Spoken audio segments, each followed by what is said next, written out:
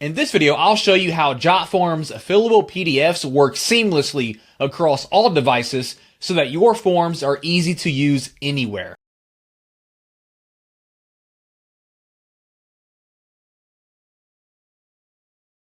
So to get started, we are going to quickly go ahead and create a brand new fillable PDF form. So we're going to tap on the green button here. Then we are going to start from scratch.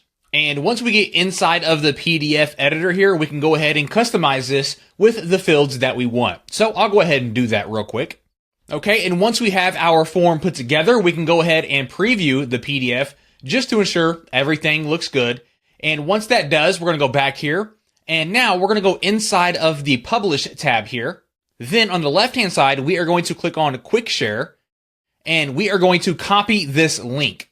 And here is that link on a brand new web browser. So you can see how the same PDF, it works across different devices, desktop, tablet, mobile, and the form automatically adapts to each screen size, making the fields easy to read, tap, and fill out. And there's no need to worry about zooming, broken layouts, or even compatibility issues. So now let's go ahead and open this up on mobile.